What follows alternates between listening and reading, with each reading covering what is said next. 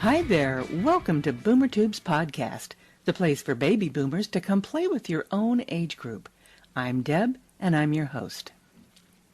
We're visiting today with our musical guest, D.S. Wilson, about his new album, Saxuality. Thank you so much for joining us, Doug. Thank you, Deb. All right. Glad to be here. Oh, good. We're happy to have you. For listeners who may not be familiar with your work, can we start by learning a little more about your musical background? Oh, God. Depends on how far back you want to go. But I started taking piano lessons when I think I was about 7 years old, and then when I was about 10, I picked up the saxophone. And just about that time, my dad got transferred. We lived in upstate New York, and he got transferred to Toronto, Canada, for his job. And we got up there, and he found this phenomenal jazz instructor, a guy named Pete Schofield. He used to have like a big band and stuff, and he was a phenomenal player. So I took lessons from him for about 2 or 3 years, and I really picked up a lot of advancement on the sax with that guy. He really pushed me. So when I got we moved back to New York then after a couple of years, and by then I was in like junior high school, and got involved in the jazz bands there, and did that. Our high school band was something like number 1 or 2 in the state of New York for jazz, so it was a good program. But about that time, I started listening to records and going to concerts, and I loved rock and roll. And I decided right then and there I was going to be a rock star, so I kind of abandoned the jazz thing for a while, and I got into college and met some guys, and we formed a band, a rock band, an original band, and I did that for probably with various members of that band. We kind of morphed several times over the years, but I probably played with them on and off for 20 years, and we did albums and played gigs and stuff like that. So I didn't do a whole lot of jazz, during that time. Most of it was all original rock, and most of it was keyboards. There was a little bit of sax on some of the stuff, but most of my efforts in that band were on the keyboards. Wow. You must have had some success with the rock and roll band to play together for so long, but listening to you talk about it, you must have also had a real connection with the sax and with jazz from such an early age. I mean, how did you become interested in the smooth jazz genre? That's kind of an interesting question, because I think what happened was around 2004, the band had broken up, I guess, around 2000. So for about 4 years, I really didn't do a whole lot of anything musically. My wife, she was saying, "You've got all this equipment sitting here, your studio equipment and your music, your instruments and so forth. You're not really using them. If you're not going to use them, you need to sell them, or you need to do something with it."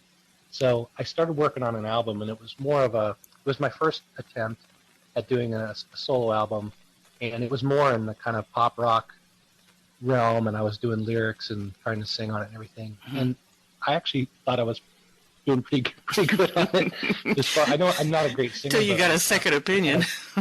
Yeah. Anyway, she kind of tactfully said, "You're not that great. You really need to work on." She said, "You're good on the music part. You're just not great on the singing and the lyrics. You need to do that." So that was one of the reasons I started going back into the jazz thing. The other thing is, for whatever reason, every time I ever did try to write a song, even when we were playing in the rock band, it always had like these jazz influences or overtones to it. And so I finally decided, instead of trying to fight it and do something that doesn't come as naturally, I figured I would focus on what does come naturally, and that was more of the instrumental jazz type stuff. Gotcha. So that's how I decided to just start focusing on doing more of the jazz and focusing more on my sax. Gotcha. Being true to your own school there. Yep. Okay. Who are your influences? Who do you listen to? That's a funny question, because I still love rock and roll, and I love playing in a rock band, and I listen to everything from Aerosmith to ZZ Top. So I definitely loved coming up in the 70s and 80s with all the great music we had back then. Oh yeah. But I would say, if somebody said, hey, you got to be stuck on a desert island and you can only bring, one set of music, what would it be? And it would probably be Steely Dan. And Yeah. I just love Steely Dan and Donald Fagen, and um, I just have always loved their music, and it's so hard to learn and play for me anyway. Mm-hmm. And I just think that they are they're amazing musicians. They're amazing with their chord progressions and their music theory and all kinds of stuff that people probably wouldn't recognize because they made their music just really accessible, and they kind of crossed, jazz and rock and pop back in their day, and they made it accessible to the normal person, but it's really intricate music if you really try to listen to it and learn it. And so I just love that about them. So I'd say they're probably my biggest influence. And, thinking back, when you say that, I start automatically thinking back to some of, especially Steely Dan's pieces. And you're right. I mean, you can, thinking back to some of the pieces and how intricate some of them are. So, some of us thought we were listening to rock and roll, and actually we were getting more of a musical education. Indeed. I actually saw this documentary about them, and Michael McDonald, he used to sing with the Doobie Brothers and did his own solo stuff. Oh, yeah. And he was on a couple of their albums, and he was talking about how hard it was to sing some of the parts that they wanted him to sing. And here's this amazing singer guy, and he's talking about how hard it was to work on things that they wanted him to do. So that was interesting. Wow. Stretched his muscles. I love it. Okay, well, let's dive into this new project. Can you give us a brief description of the album? Sure. The first thing is the name of it, and Saxuality. And I was thinking about how in our culture now there's a lot of talk about gender identity and sexual preference and things like that, and it seems like a lot of people identify themselves by that. They'll say, well, I'm such and such, or and they kind of really identify the essence of who they are. Right. By their sexual preference and things like that. So I was thinking about myself musically, and how do I identify myself musically? So even though I played keyboards a lot, I really identify more as a saxophonist. So I did a little play on words and decided to call it Saxuality. I think it's clever. I love it. I mean, what a great play on words. What inspired you to create this album? Well, I really wanted to mix in some funk and have some really upbeat songs. Mm-hmm. So I did that. I also put a couple of kind of bebop and songs in there that are more like swing type with a few smoother songs. So it's a little more, it's not necessarily like smooth like you would hear other artists like maybe a Dave Koz or somebody. Mm-hmm. It's more, this one has a little bit more funky and some upbeat stuff in it. And I also wanted to try out using some of my different saxophones. So there's there's soprano, alto, tenor, and baritone sax throughout the album in various spots. So that's one difference. What inspired me to create it was I had released my first album, Stella Rose, right at the end of 2018. Mm-hmm. So all through 2019, I spent trying to market the album. And I also moved from Seattle to Chicago during that time frame. And so I was trying to get into the music scene here. And right at the very end of 2019 and early 2020, I started doing some performances and had a couple of really nice gigs to play. And I realized that I needed to have more material than I had. Mm-hmm. I also wanted to follow up, the Stella Rose album with another album anyway. That was always part of my plan, was to kind of keep building on that. And so those were a couple of big reasons. And the other thing is I just love the creative process and just really enjoy making an album come together. And I had started a couple of, sketch pad ideas throughout that time, like late 2019. Mm-hmm. And then when COVID hit, I was like, you know what? This is a perfect time to work on the album. Absolutely. Just hunker down. Everything was kind of closed down anyway. So rather than, watch TV every night, I decided I would just go down and work on my music every night. And actually be creative. Yeah. So that was really what drove this album. Nice. I love it. And, it's funny. I have to tell you, since I am now privy to the entire album, I feel like I'm in on this really cool secret that nobody else knows yet. Yeah, I'm excited to release it too, but it's gonna come in stages. Yes. We'll talk about that in a minute. And you mentioned your creative process. I'm curious to know what starts you down the path for a particular song.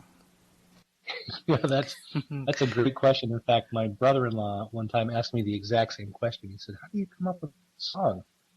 And it's different every time. Like there's a few times where I'll hear a whole song or an arrangement in my head ahead of time. But honestly, sometimes I can be scrolling through, different drum rhythms or something, and I'll hear a cool drum beat, or I'll be playing on my synthesizer, and I'll hear a cool sound, or I will hear a neat bass line on a different song or something like that, or I'll be playing the piano and I'll hit some interesting chord progression that I've never done before. I don't know. It can be a lot of different things, and it's never one thing. It just kind of sometimes I just whatever the inspiration comes from sometimes will drive it.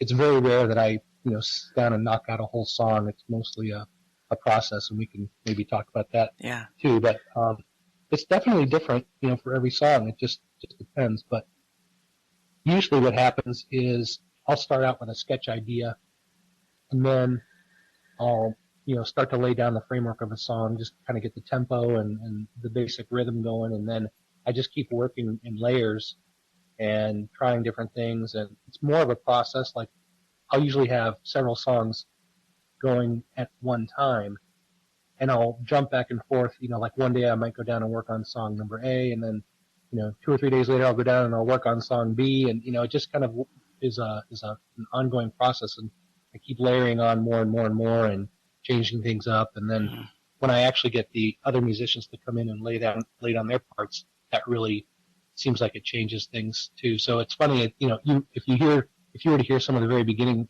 sketches and then the end product, a lot of times they don't sound anything like anything like the first one. Yeah, I love it. It's just, it truly is a creative process. I mean, everything you go through to add on, and as you say, layer on, it's just, it kind of makes your heart go pity patter when you hear the final product. When you're creating this stuff. You say song A and song B. Tell me a little bit about each of these songs, A, B, and C. Oh well,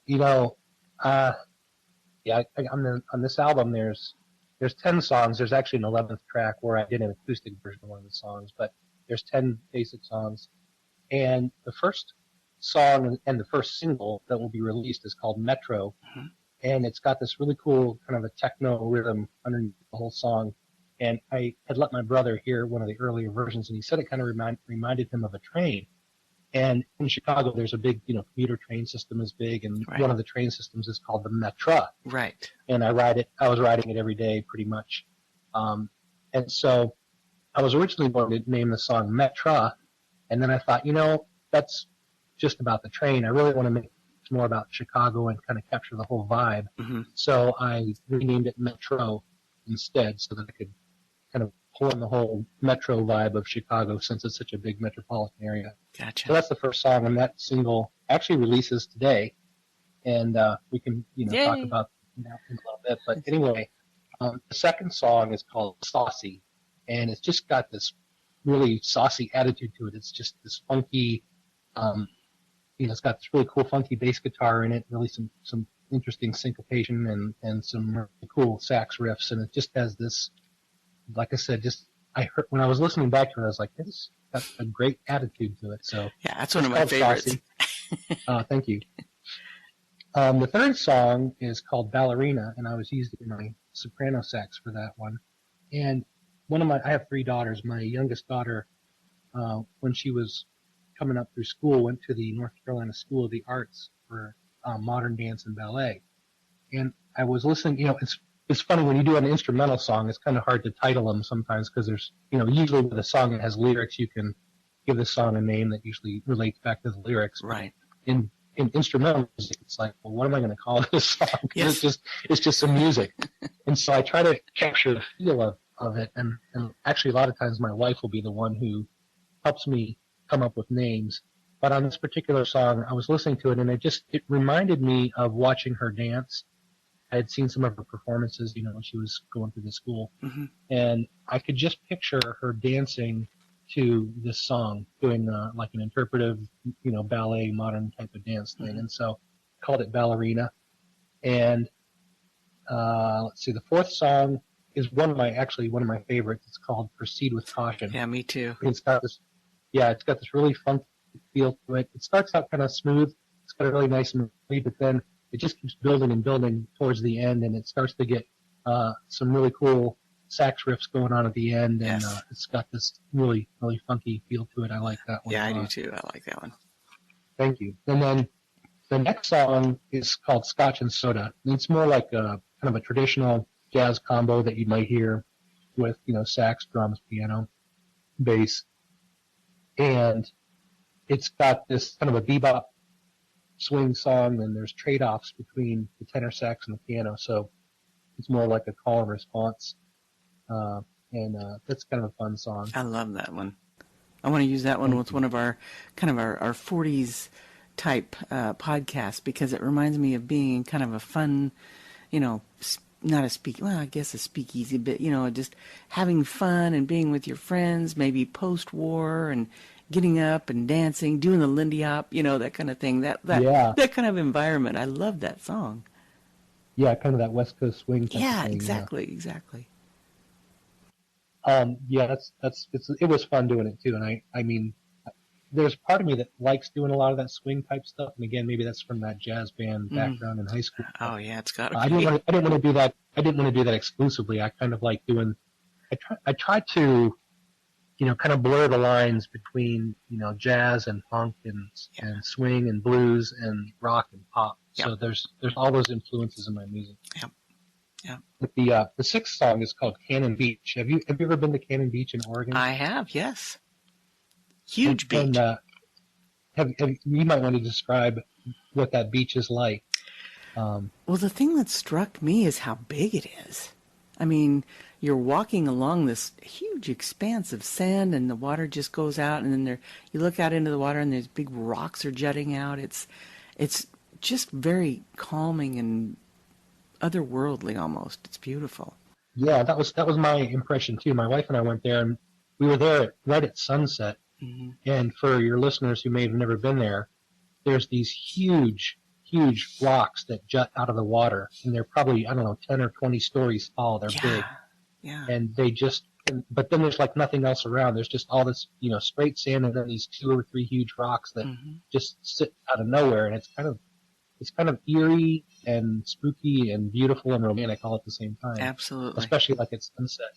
So this song, Cannon Beach, it starts out, it's got this kind of a haunting piano part at the beginning, sets it up and sets up the mood, and then there's a sax melody on top.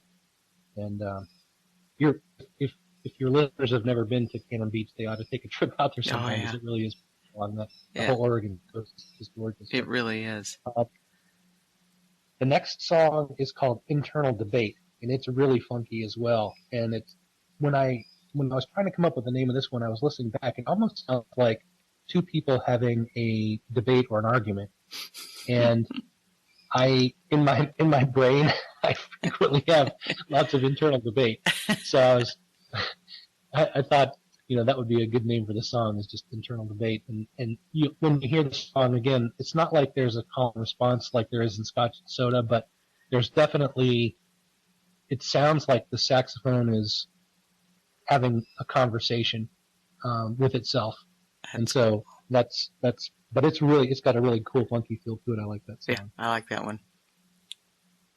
And then Side Porch Swing is the 8th track, and it's also kind of a swinging style of bebop, and it has this opening sax melody, and then it goes through solo sections with the piano and the guitar, and then the sax, and it kind of circles back to the main melody again at the end. And I really, for some reason, it's like one of my favorite songs, even though it's fairly simple in its structure, but for whatever reason, I kind of like that one. Clever name too. And my friend Neil, we can talk about who played on the album in a little bit. But sure. My friend Neil did a great job on all the guitar work through the whole song. Nice. Then track number 9 is called Without You.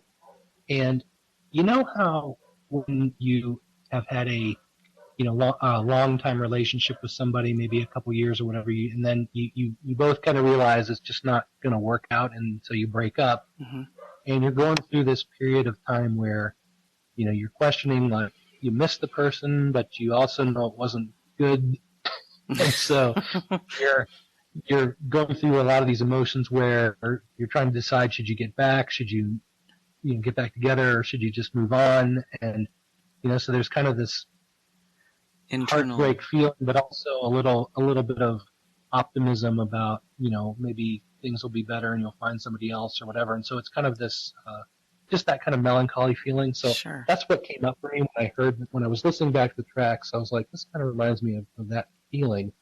So it's called Without You. Okay. But it's also features the alto on that alto sax on that song. Nice. And then the final song is called Road Trip, and this is one that my wife named. It's funny because a lot of times I'll be, my music studio is down in the basement of our house, and she'll be upstairs working in the kitchen or whatever, and then she'll call down and she'll go, that one should be called X, whatever, and she'll just yell down a name to me, and it's kind of funny because she actually comes up with some good ones. She came up with Proceed with Caution and a couple other ones, but anyway. This song, Road Trip, is just more of a real upbeat. It's of all the songs in the album, it has more of a rock feel to it. Mm-hmm. And she said it just reminded her of that really fun, like you're going on a road trip with somebody and you're out packing the car and you're getting ready to go and you're in a great mood and the anticipation. Yeah. So on that song, it actually has some tenor and alto sax parts that are in unison with one another. Oh, I remember that. That was I really liked that about that song. Yeah, thank you. So it was actually kind of cool. My friend Neil, when he was laying down some guitar work, he sent me back some of his mixing ideas, and so I dropped one sax out here and there to focus on the other one. Like, for example, in the second verse, the tenor drops out for the first half of it, and then it comes back in, and that was his idea. So there were some really cool little ideas that we threw in on that one. Nice. That's a real upbeat one. There's a really cool guitar solo too in it that Neil did. So. Wow. Yeah. It's amazing to me how these songs just seem to name themselves. Like you say when you're listening back to them, it's like, this is my name, so just go ahead and write it down because this is going to be my name. Well, I think we've enticed people long enough, teased everybody.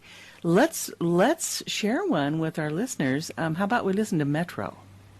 Sure. All right, listeners, give a listen here to the first cut off the album called Metro.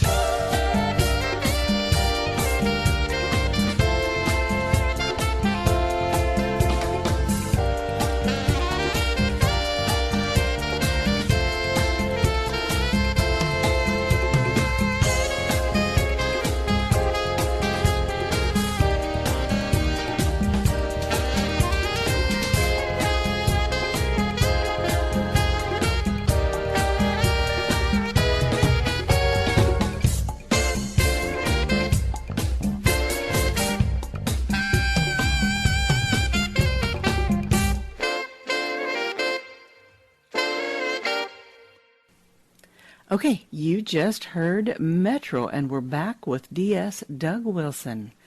Doug, I understand you're also going to be releasing this with a campaign video, or a companion video, rather. Can you tell us a little bit about the process in creating that video? Sure. As I was saying earlier, Metro was meant to kind of capture the whole vibe of Chicago. So I spent a couple days just going around with my camera to different parts of downtown and kind of around the area where I live in Chicago. And I tried to capture, some of the good and the bad and the ugly of Chicago, and along with some of the things that the city's known for. I also wanted to highlight the musicians who played on the album. So the video is a fast-paced montage of, city scenes and recording session scenes, and so it was a lot of fun. And it's also going to be available on YouTube today with the release of Metro as well. So exciting! Oh, I can't wait. Okay, now let's get into the nuts and bolts of this thing. When and where did you record the album? Well, I started recording it, I guess, technically in some of the sketch ideas started to come together kind of in the October, November timeframe of 2019, so right at the end of that year. And then I really started in earnest starting in about February of 2020, just right before COVID started. I was really starting to work on it. And so all through 2020, like February through October. So it took about 9 or 10 months of focused effort to get it done. A lot of it was done in my own studio, but the drums and the bass were actually recorded at my friend's studio out in Seattle. And the drummer, I could talk about all the people on the album, but my friend TJ Morris is a Grammy-nominated drummer, and he played also on my first album. And he actually owns his own recording studio right just outside of Seattle in Woodinville, Washington. Mm-hmm. And his place is this gorgeous, huge log cabin that he built by hand himself with his friend. And he kind of lives there and works there, and it's this really cool space. Wow. And so we do the drums there and the bass as well. And then my friend Neil Chapman, who lives in Raleigh, North Carolina, did all the guitar work in his studio and sent me the tracks, and I folded those in. So it was really done in 3 different places. Wow. Anybody else involved? Yeah. So like I said, my friend TJ Morris played drums, and when we were doing the project, I sent him some of the tracks, and we were talking about, doing some of the planning and figuring out when we were going to go in the studio at his place. And I was really listening to I wanted to do a lot of funk on this album. So I was listening to more like traditional, Motown funk stuff.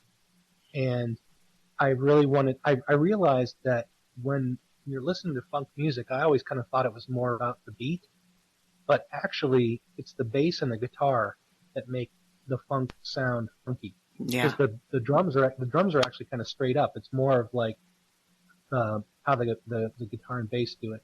So I was telling DJ, I said, I really want to find somebody who's really great at playing funk bass. And he said, I know just the guy. Mm-hmm. So he called his friend, and that guy's name is Marvin Shields Jr., and he was just fantastic to work with, great player, very intuitive. He just kind of listened to the stuff and came in and knocked it out in a couple hours. Like he did all, wow. The whole album in like half a day. One of those guys. Yeah. And I'm just happy to say now that he's also one of my friends, because I want to definitely work with him again in the future. He was really, really fun and nice, super nice guy. And so TJ Morris played drums and Marvin Shields played bass, and then my friend Neil Chapman. Neil and I go way back. He and I played in our rock band together. So okay. I've known Neil for over 20 years, and he's a phenomenal guitar player too. And he and I both share this love of Steely Dan, and he's also a big Steely Dan lover, and he plays jazz and rock and all kinds of stuff. Neil can play practically anything. Wow. So I just love working with him, and he's super super great guy too. And so I asked him if he'd play on the songs. So he, like I said, he lives in Raleigh, North Carolina, and so we were able to collaborate remotely, which is, we can talk about that as a whole separate topic someday about about the internet. But Yeah. But technology, I mean, look at what it has enabled us to do musically. It's crazy. yeah, it's amazing. If the Beatles had had some of the tools, that are available today for musicians, I shudder to think what they would have come up with. Oh my gosh. There's so much great software and Yeah. and virtual instruments and all kinds of stuff that you can do these days. It's just amazing. Yeah. I can't even scratch the surface. Yeah, it's just a matter of your own level of creativity, really. Will there be cover art in the sense that an album has art? Yeah, well, I'm actually doing, it's funny because a lot of people don't even buy physical CDs anymore, but I still am having physical CDs produced, and so there was definitely cover art for all that. The other thing that's interesting is when you release a single and then an album, like let's say you're going to do an album and you release a few singles first and then the album, each of those singles needs to have its own separate cover art that is distinct from the album art. Wow. And that's like, basically iTunes and Apple Music and Spotify. Those are their rules. So I needed to have cover art for some of the singles. So I worked with my friend David Wall. He's another friend from Seattle, and he actually has his own company called Urban Analog. And he's a musician as well. He's a graphic artist. He does software stuff as well with his agency that he owns. Mm-hmm. But he has done hundreds of other artists and musicians and bands and things, and done their artwork and album art. So I reached out to him, and he also helped me with my first album. So I used him, and then there's a lot of photography too, and that was actually done here in Chicago. There's a studio called Bowworks.com, and the lady who helped me there her name is Jovanka Novakovic, and she's done a lot of famous celebrities here in Chicago. Like I think when I was in their place, she had a bunch of pictures on the wall, and I remember seeing Dennis Rodman, who used to play for the Chicago Bulls, and so she's done a lot of really cool photography, and so we did some inside and some outside shots, and I used some of those outside shots on the album cover and inside the actual CD. Wow, that's I can't wait to see this stuff. Okay, so now you talked about the length of the project and how long it took. What about the timeline on this one? Well, when I was thinking about like I mentioned, that first album I tried to do with the lyrics and everything, that one took me 4 years to complete. And then Stellar Rose took me about 18 months to complete. And then this one took me probably, 10 to 12 months to complete. So right. I'm definitely getting faster at that. But the timeline is... You're getting better at it. Yeah. The timeline is that, the first song, Metro, releases today. Mm-hmm. And then I'm going to release 2 more singles about 5 weeks apart. And then the full album will come another 5 weeks after that. So it's scheduled to come out in early May. Gotcha. And just trying to build, momentum for that. Okay. So exciting. Okay, so I'm curious. I know we touched on this briefly, but how do you feel the internet has impacted the music business? I know it's a whole giant conversation, but just kind of, from your perspective in doing this with tech, how does that affect you? How has that affected? There's definitely some positives, but there's also some challenges with it too. It's kind of a double-edged sword. On the whole, I think it's fantastic. There's a lot of tools and software and collaboration ability. There's also the ability for independent artists like myself to have instant exposure to a worldwide audience. Yes. So that part of it's good. But with that, because it's so easily available to everybody, everybody's doing it. And so you still end up being kind of a needle in a haystack. Mm-hmm. You have to know how to fit yourself and become visible. Otherwise, nobody will ever find you. So it still takes a lot of time and effort and money to, find your ways to advertise yourself and get promotion. I mean, you hear about these people that, they went viral and they got 1 million hits and blah, blah, blah. Well, that's all well and good, but that's very rare. Yes. I mean, it's very rare to be able to hit on something that goes viral like that. Yes. Absolutely. Most people...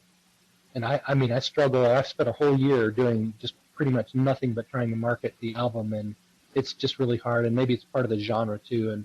And smooth jazz is not, it's not like pop music, right? There's a smaller audience, but it's like I said, it's got its good points and its bad points. Overall, I'm grateful for it. I mean, it definitely let me collaborate on this album. Yes. So, for example, I was able to send tracks, back and forth to my guys via Dropbox, and we had, the ability to collaborate even ahead of the recording sessions and stuff like that. So there's a lot of really cool things that it provides, but it's also not for the faint of heart if you want to go out there and really try to market yourself, and you have to learn it's almost like learning how to be a programmer in some places where you have to be able to go in and create content and advertising and links and all kinds of other things that some people might not know how to do. But no, anyway, you're right. I mean, it's a huge learning curve. I mean, we haven't been involved to the level you have been, but there's so much is new when you go in to do this. So much is new, and unless you're willing to write it out and teach yourself and learn, you're not going to go with it. It's a challenge, and I guess that works in your favor as well, because not everybody's willing to do that. Yeah, like I said, COVID was in some ways a blessing, because it kind of forces you to sit there and decide what you're going to do with your time when you can't go out to restaurants, and you can't play, and you can't go to movie theaters, and there's other, everything is shut down. So it's like, well, what are you going to do? So, it's time to. For me, it was time to try to learn some new things and be productive. Yeah. So you had the time to do it. What's next? What's on the horizon? Great question. I plan to go into marketing mode now that the album is done. Mm-hmm. I'll, like I said, be releasing a couple of singles, or 2 or 3 singles leading up to the album, and then the album will release. I'm going to continue to work on more online marketing, and as soon as things start to ease up from COVID, I plan to start doing some regional performances around the area and start to build out, some performance and fan base here at least in the Chicago metro area, and hope to get that to expand to other areas as I can. And I definitely also want to, I'm already thinking about what's the third album after this one. Oh, wow. And so I'll probably start to sketch out some more ideas throughout the rest of this year as I'm working on some of the marketing, and just try to keep the momentum going and keep trying to build. Yeah. I almost felt like the Stella Rose album, I would have liked to have been able to have an album hitting like right now, but I decided I'm just going to really try to do it where I build a little bit better than I did the first time. The first time I just kind of released the album, I was like, well, here it is. Enjoy. If you build it, they will come. And that doesn't necessarily happen. So I was like, you know what? I feel like I need to release some new stuff. And that's actually another interesting thing about the internet. You can kind of a lot of artists, they just do singles. They don't even do albums anymore, right? They just every month or so, or 2 months, they'll pop out a new keep going. And so that's a whole philosophy in and of itself. But I felt like I wanted to get things more continual and try to keep building on the momentum. Yeah, and you're doing it right, because it sounds like you're taking the time to pay attention to the little things, and I think that's where a lot of people fall short. You are taking the time to, cross every T and dot every I and do it right. So I'm just so excited to. Well, I certainly hope so. Yeah, absolutely. It's like you said, it's a learning process, and there were things I did on my first album that I realized were mistakes, and so I want to, as far as just how to market it and so. Yeah. And so okay. I'm trying to learn from that and do better. Oh well, I can't wait to start playing more, as we go, as you release them. And speaking of that, can we wrap it up by listening to one more cut? Sure. All right. How about Internal Debate? That's great. That's one of my favorites. All right. Here is Internal Debate.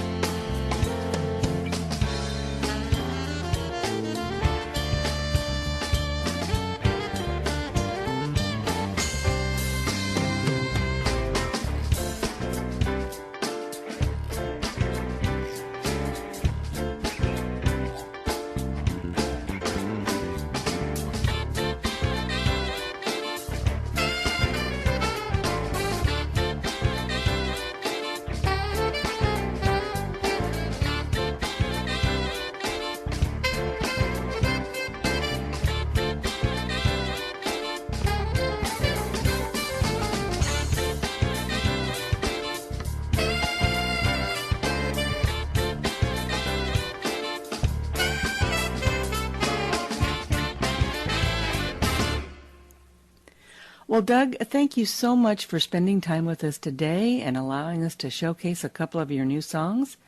Like I said before, after listening to this entire album, it feels like I'm in on a secret that the rest of the world doesn't know about. I have a feeling it's going to be big. What is the best way for listeners to find you out in the world? Well, first of all, Deb, I just want to say thank you so much for spending time with me today and for supporting my music and highlighting things. It's a real pleasure to work with you. And the best way for people to find me is probably just through my main website, because it has all the links to the different places to access the music and purchase or listen on Spotify and other places. That my website is dswilsonmusic.com, and from there, like I said, you can go to all the other different places. There's photos and videos and discography and things on that site to hear some of the songs and so forth. Okay. And like I said, I just wanted to thank you very much for all your support. I know you supported me on the first album as well, and I really appreciate that. And I love your channel for the podcast for the BoomerTube for the boomers. So well, I'm definitely in that category myself. And I also want to ask your listeners, thank you for supporting Deb's program. And if you do like my music, I mean, I know that music is a very subjective thing, and not everybody's going to like everything. So my feelings aren't hurt when people don't like my stuff. But if you do like it, I hope that you'll take a few minutes to visit my website and find links where you can download and purchase the music and support this, because really my goal is to help people have a enjoyable life, right? And I want my music to be heard, not because I want to become great, but it's because I want to have people, let's face it, this has been a hard year. Yes. And if people's spirits can be lifted or put them in a good mood because they hear some good music or soothing music or whatever it is, that's always been my goal, is to just have people have a good experience and enjoy the music. So if you do enjoy it, I hope you'll check me out further, and appreciate everybody's support and listening today. Absolutely. And, I have to say, first of all, we will be sure to include all your contact information on our website and in our show notes. And I would also encourage listeners to go check out Stella Rose, because that was a phenomenal album as well. And there's some really great cuts on there. I love the feel of the album. So do yourselves a favor and check out Stella Rose as well. It's a good one too. So, well, thank you again, Doug. I think we can go ahead and wrap it up. We love to hear and play original music. So if you're an artist and you're listening, I hope Doug has inspired you to send us yours. We'd love to hear it. You'll find guidelines for submitting music to us at BoomerTube.com. Please make it a recording with a group or an instrument. Let us help you showcase your work, because you never know who might be listening. Also, we would love to make your story a part of our podcast. If you have a unique, funny, or poignant anecdote about growing up, your teenage years, music, cars, dating, your parents, anything you think our listeners might enjoy, send it to us. We're boomers, and most of us were raised by the greatest generation, an exceptional group of people who deserve our enduring respect. And if you've enjoyed our podcast, it would mean a lot to us if you would share it with your friends and family. Once again, the website is BoomerTube.com, and you can email me at deb@BoomerTube.com. Thank you so much for listening. Until next time, come play with your own age group. Deb out.